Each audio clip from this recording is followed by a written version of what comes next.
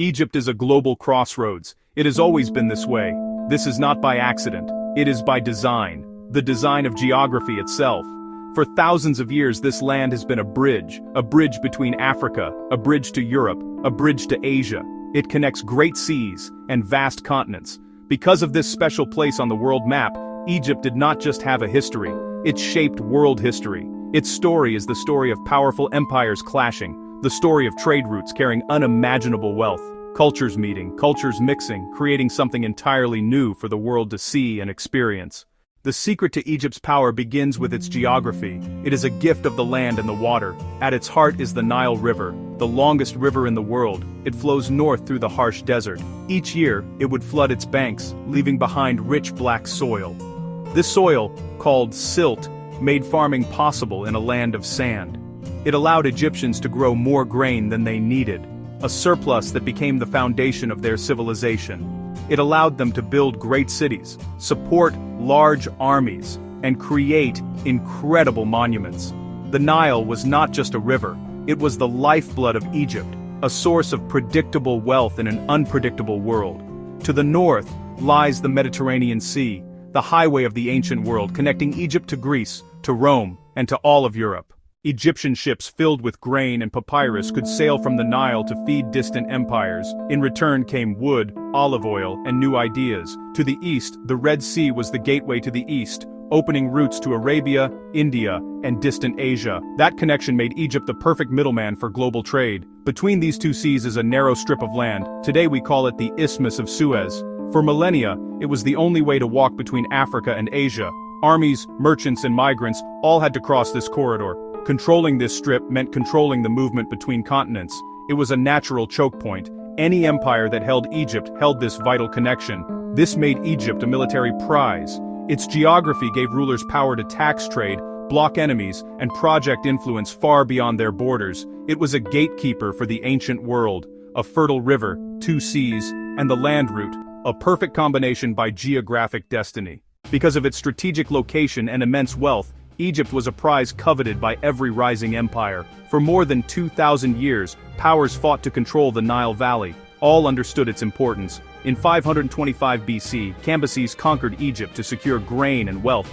They declared themselves pharaohs, but ruled from afar.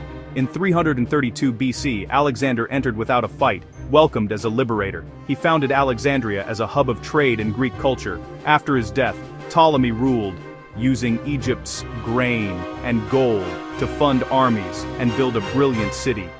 Then came Rome. After Cleopatra fell, Rome annexed Egypt in 30 BC. Egypt became Rome's breadbasket, vital to food supply and public order. So Rome held it tightly for centuries. Later Arabs, Ottomans, and the British sought Egypt for the same reason: control of the crossroads. Egypt's position as a crossroads made it incredibly wealthy. With trade came taxes and treasure. Grain was Egypt's most important export, so much wheat and barley that it fed Egypt and much of the Mediterranean. Grain was like gold. Constant demand meant a steady flow into the treasury. From deep Africa came caravans with gold, ivory, exotic skins, and ebony, luxuries coveted across the Mediterranean. Egyptian middlemen sold them at a profit to foreign traders.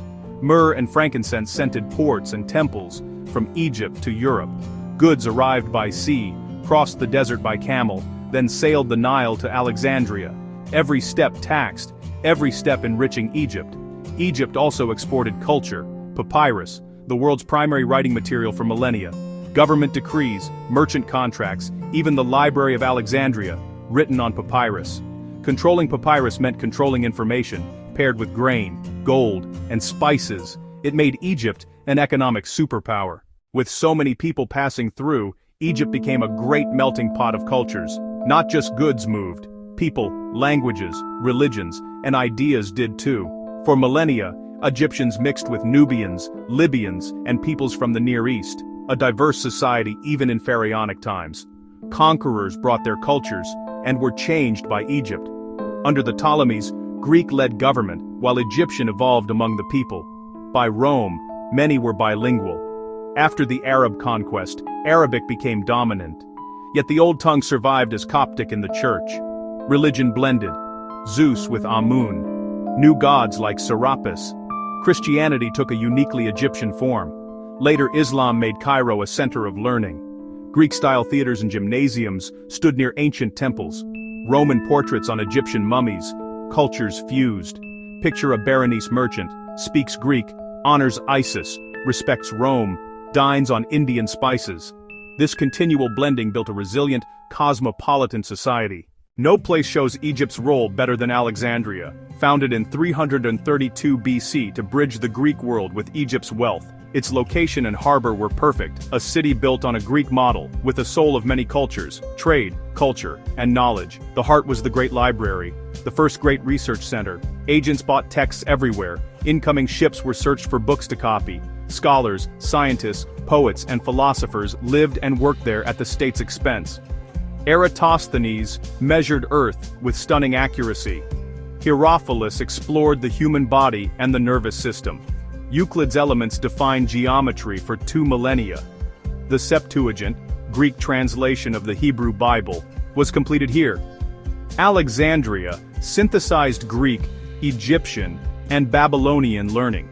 Even after decline, its legacy shaped Christian thought, and later, the Islamic Golden Age.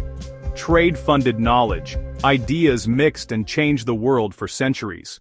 In the 19th century, Egypt again drew global competition, this time between France and Britain, over a game-changing project, the Suez Canal. Lesseps arranged its construction. It opened in 1869. For the first time, ships sailed between Europe and Asia without rounding Africa.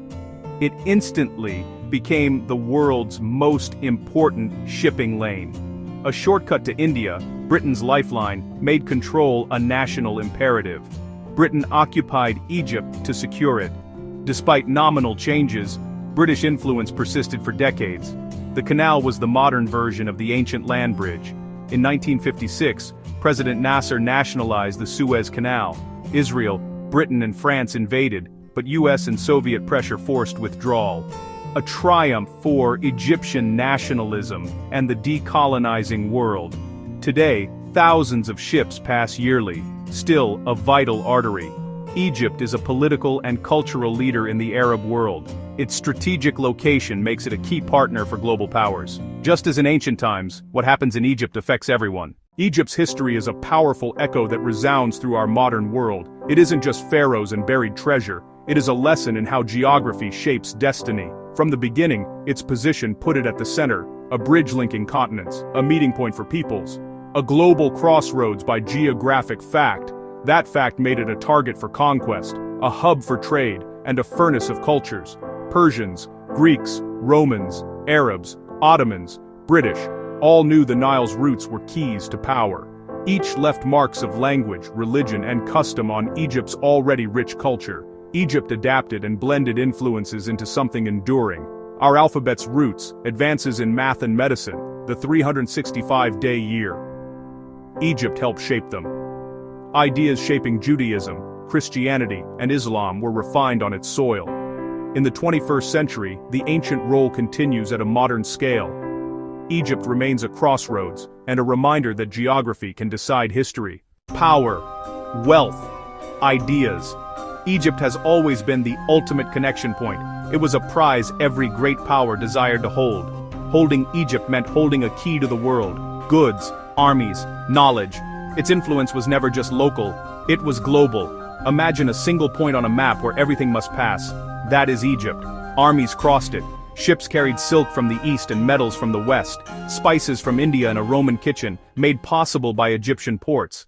This essay explores why the land of pharaohs and pyramids became central to humanity's story. We will look at its geography, how it became a natural hub for power and commerce. We will see how empires sought to control it for strategic value. We will follow the trade routes that made it rich beyond imagination. And we will see how constant flows of people forged a vibrant blended culture. Egypt's history shows how one place can become the heart of the world. Decisions in Memphis and Thebes sent ripples across the known world. From chokepoints to libraries, the crossroads made Egypt a prize, a hub, and a melting pot.